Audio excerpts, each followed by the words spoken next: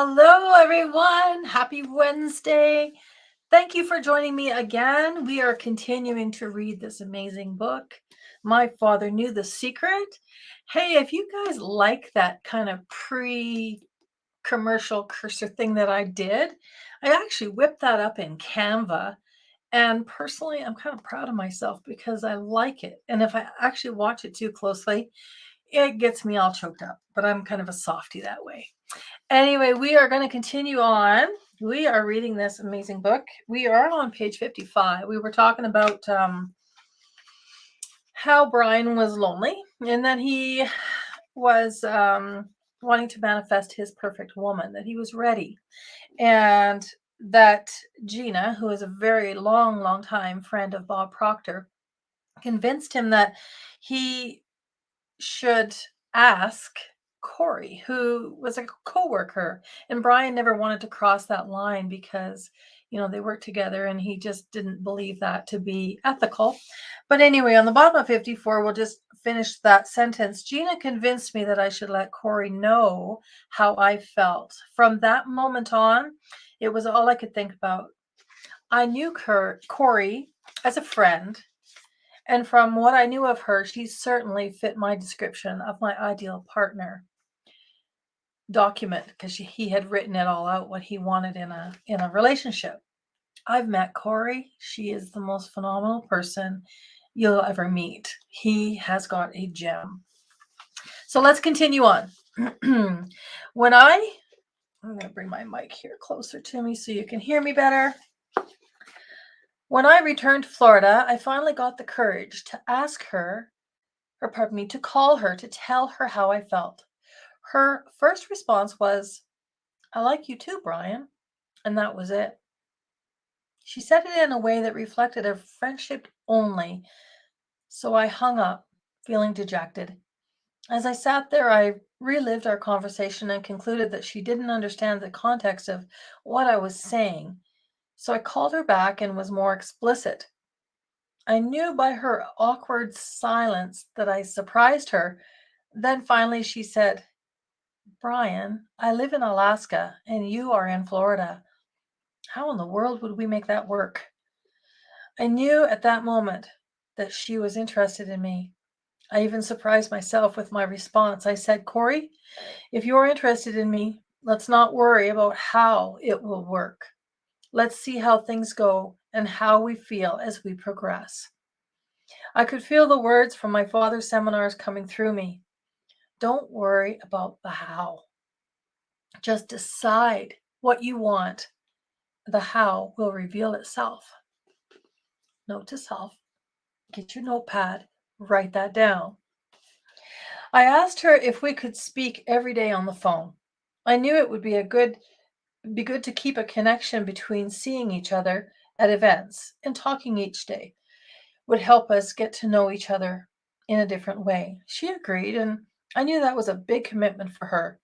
Our friendship had brought to light that she did not particularly like to talk on the phone, plus, our time zones put us 4 hours apart.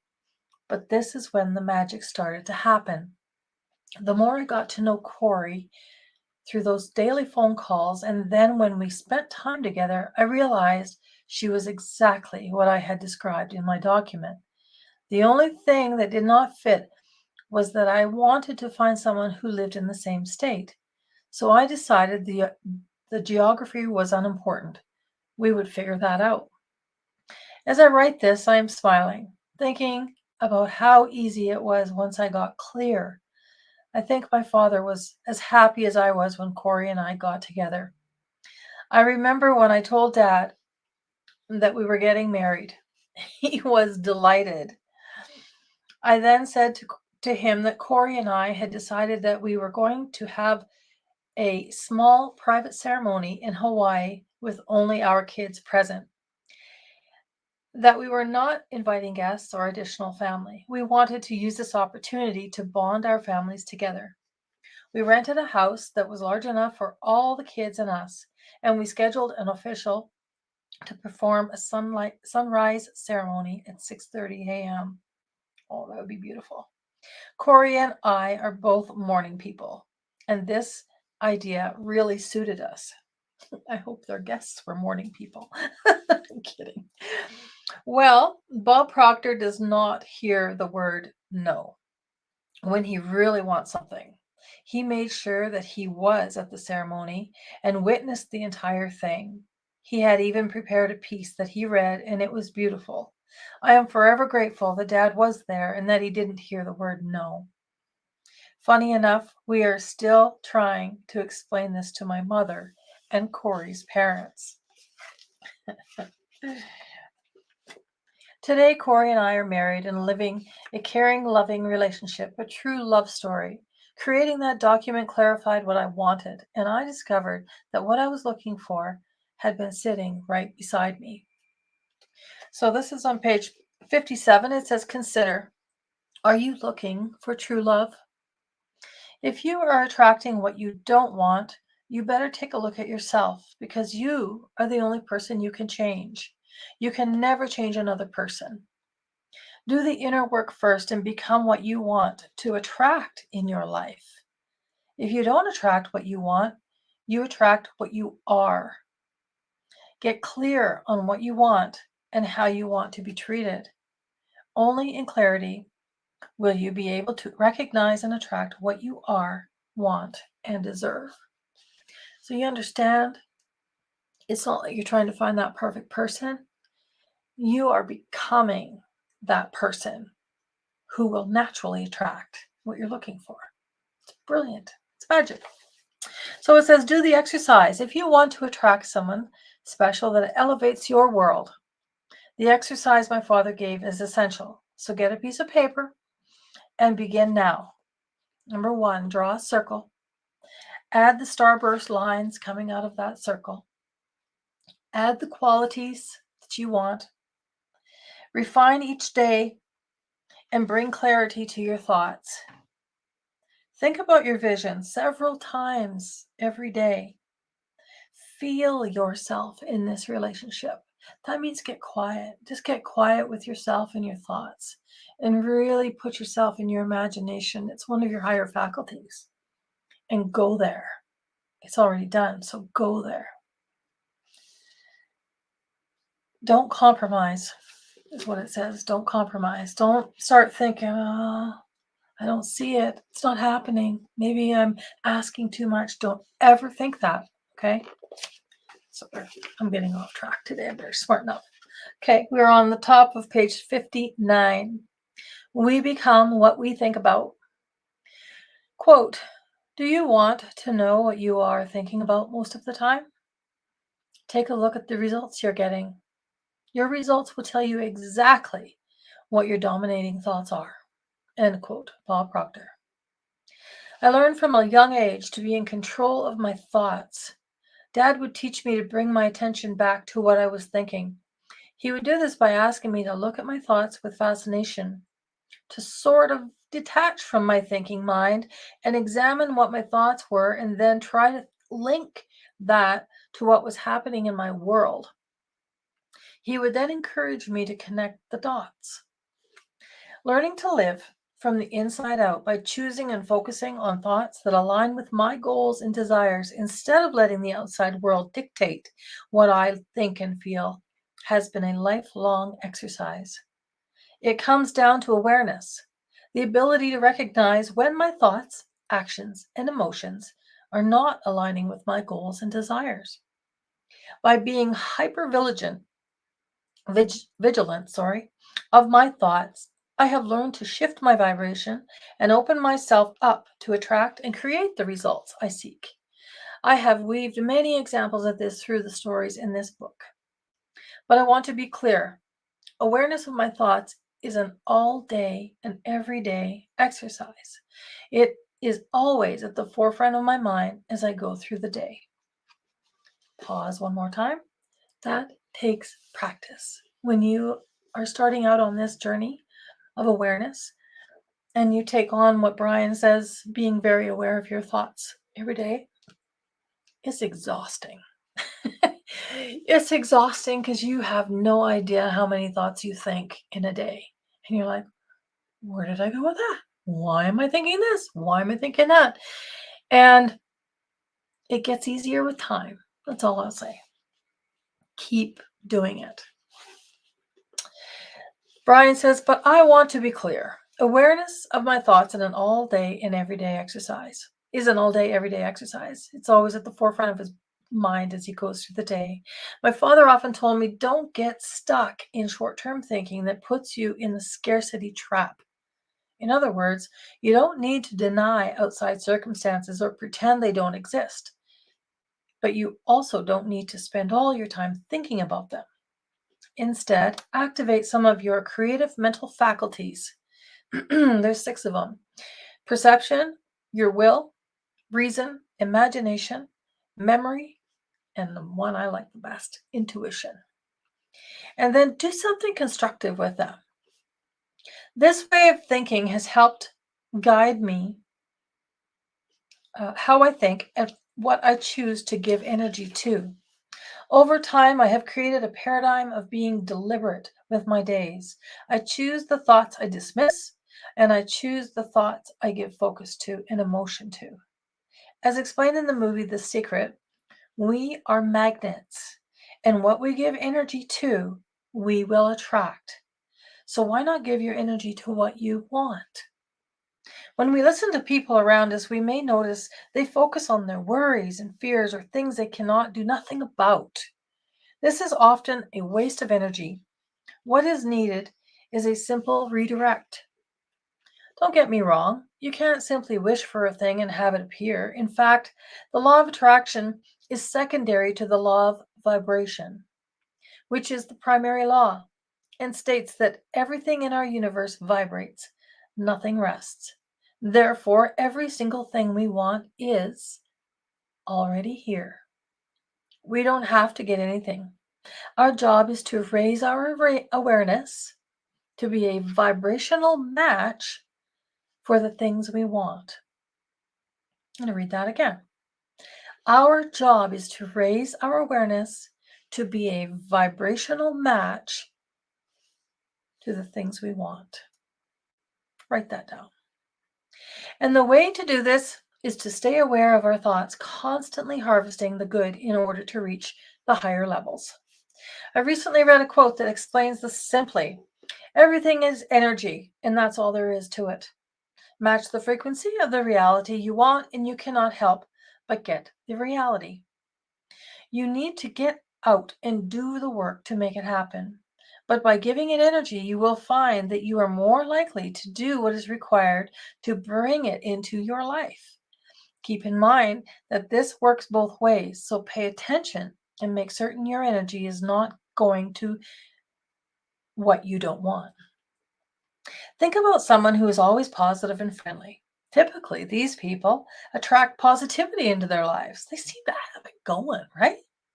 They see more opportunities each day and are often productive.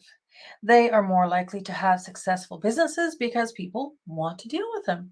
They attract what they put out on a vibrational level. On the flip side, we all know people who only seem to see the negative. As a result, they typically attract more negativity into their lives. Happiness and contentment always seem out of reach. Have you ever noticed you don't want to be around someone like that? It is because they put out and attract negative energy, vibration, and tend to attract negative people. It is a self-fulfilling cycle. Like attracts like. Commit to an idea that you will consciously choose what you think about. The more you can maintain an awareness of your thoughts throughout the day, the more control you have over what comes into your life and also how you respond to what comes into your life. Working towards a worthy goal is an excellent way to stay on track with your thoughts. In addition, it is the perfect way to keep aware of the vibration you are in. I cannot remember a time that my dad did not have a goal card in his pocket. And you did not want to be the one in the room without one when he started asking where yours was. Just saying.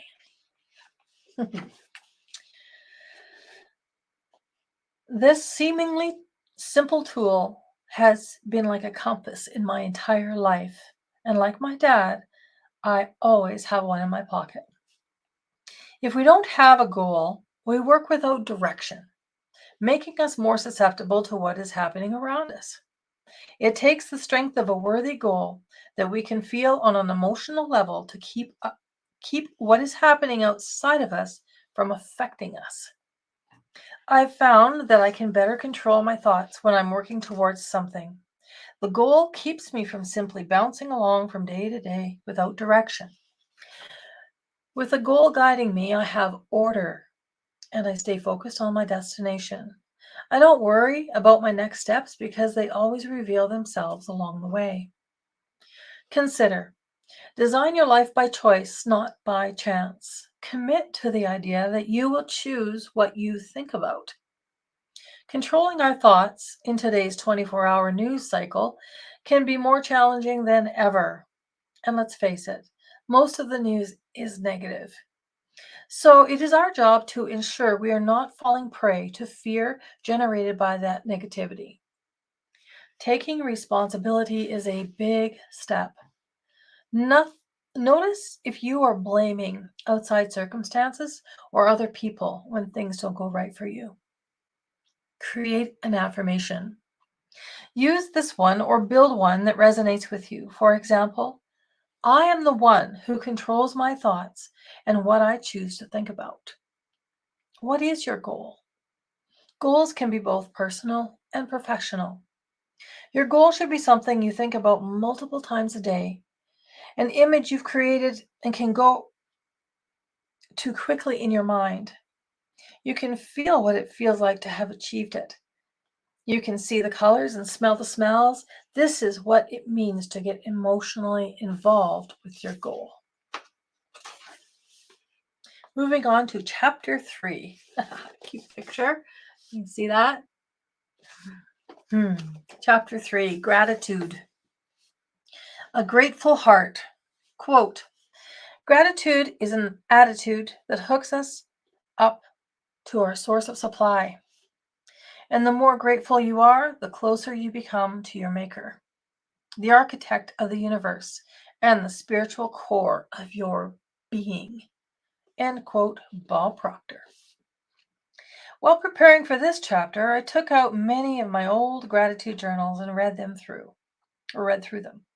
A consistent theme throughout has been my gratitude for my father.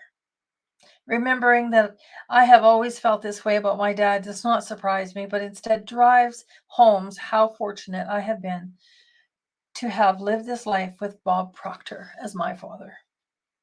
As I think of gratitude, I am transported to Dad's backyard. We have sat there together thousands of times. This was a special place for us. He loved the trees and small animals, especially the birds. We could sit quietly for hours, and sometimes he would say, listen to that. Listen to that. That was the sound of peace. I remember how grounded I felt being there with him. Gratitude was a constant theme in those quiet moments. Our conversations often went to how grateful he was for his life, for all there is and all there isn't. He truly lived his life with a grateful heart.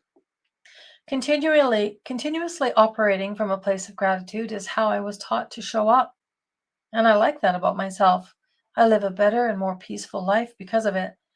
Living with a grateful heart helps me create calm in my mind, body, and ultimately my world. It is easy to be grateful when things are going well. However, my biggest breakthroughs and growth have often come from after extreme challenges.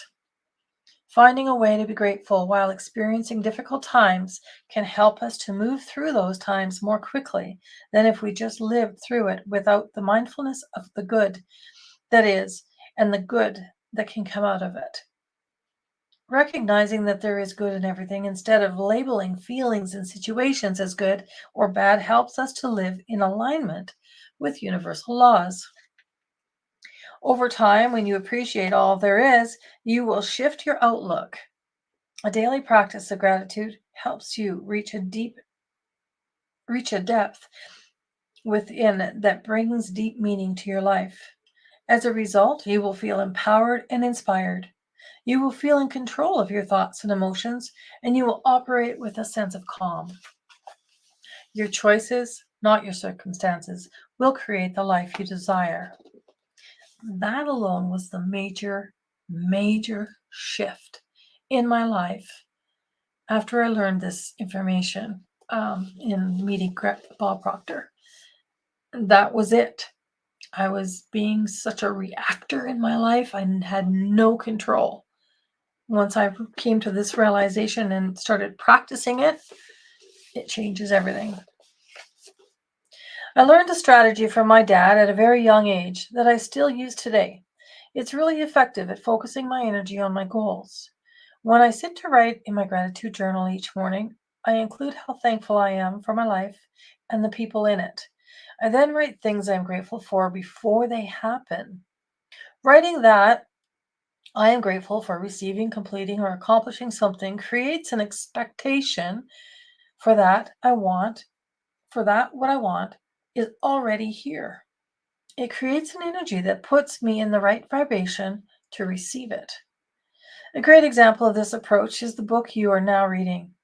Gratitude for this book appeared in my daily journal long before physical form. Every day I would write how grateful I am that this book is read worldwide and well received. I also wrote I am grateful for the wisdom of my father that I have shared in these pages, and it's helping helping others to live with a greater awareness of their potential. This last piece was necessary because of the emotional feeling it gave me to be helping people. To pass along a gift my father gave me for a lifetime means more than I can say. Writing that statement didn't just attract the book to me. I also had to get on with the work, be persistent, and put in the effort. However, writing the statement put me in a grateful frame of mind and created the vision of what I wanted. It kept me focused on the bigger purpose of writing. Being thankful for it allowed me to open myself up to what would be and how good that would feel. It activated a great vibration, and when we work from this positive space on the energetic scale, effort is accompanied with ease, and work becomes a breeze. Exercising gratitude can be immensely beneficial, both psychologically and physically. Science has shown an active gratitude practice can reduce the activation of fear and anxiety circuits in the brain and body and improve mood, focus, and sleep. In addition, it will open up your heart and mind to the abundance surrounding you. Though unseen with our eyes and other senses, gratitude quite literally creates connections in the universe, much like a wireless connection between two devices can't be seen. Regardless, the communication is there. The thought pattern that a daily gratitude exercise sets up brings joy to each day and clears the way to see how everything is an opportunity to give thanks. Everything is an opportunity to grow, and everything is affected by how we think and feel about our life. I like how Wallace Wattles puts it in a book, The Science of Getting Rich. He said, "The grateful mind is constantly fixed upon the best. Therefore, it tends to become the best. It takes the form or character of the best and will receive the best." I will often share the stage with a good friend, Peggy McCall. Together, we guide the audience through an exercise. It has become a fun part of what we do on stage together.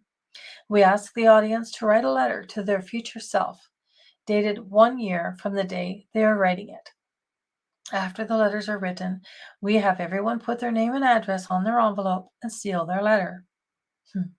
I keep these for 1 year and then mail them out. I'll never forget the first time I saw my letter arrive in my mailbox. Even knowing how powerful this exercise is, it was shocking to see how many of the things I had written a year earlier had manifested in my life. You may have other ideas about living with a grateful heart. Do whatever feels right, but do something. How you do how you do it is not nearly as important as doing it. Don't get stuck in the ideas of how.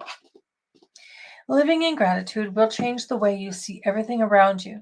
It will change each day, and it will change how your life takes shape.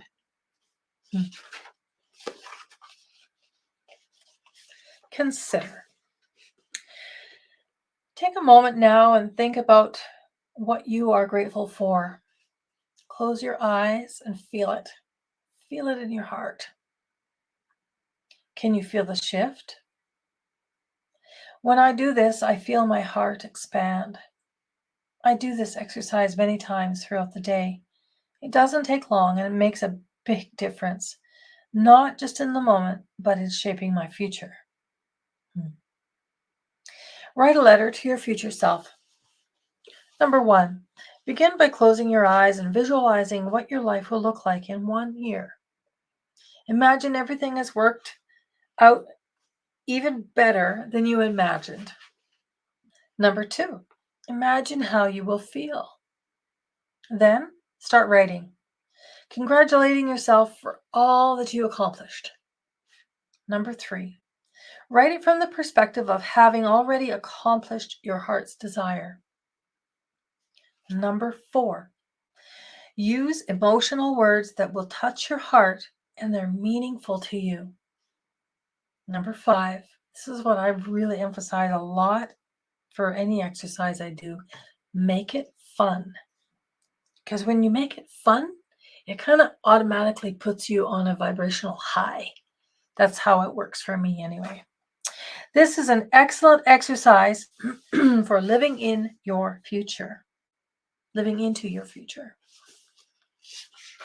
I am on page 73, which I am going to wrap up because then that will take us to chapter 4, which is a perfect start for Monday. Okay. So on the top of page 73, when doing this, take the lid off your imagination and write some things you want but have no idea how you will accomplish. The important thing is to get creative and have fun. The exercise may seem silly, but it is powerful. This is also a fantastic exercise to do with children. Have them imagine what they want to accomplish over the next year and help them articulate and write it down. I agree doing this with children. I do this with my grandson, and I feed off of him because they can so easily become creative, right? They want to land on the moon and they want to just do these things that just kind of get you inspired. So if you do have a kid around, do this with a child or borrow someone's kid. After you seal your letters in an envelope, date it a year from now and store it in your desk calendar or a planner. When the date arrives to open your letter, notice the feelings you experience while reading it. After you have finished reading it, a good practice is to immediately write yourself another letter for the following year. The world ebbs and flows, and gratitude should be a state of mind, an attitude to live by regardless of our day-to-day circumstances. What may feel like the worst thing today could actually end up being the best thing. Trust the process. Remember, things are always working out for you. Get a journal or a notebook and dedicate it to your daily gratitude practice if you haven't already. Make this practice non-negotiable by committing to it every day regardless. I will end there, 1 minute shy.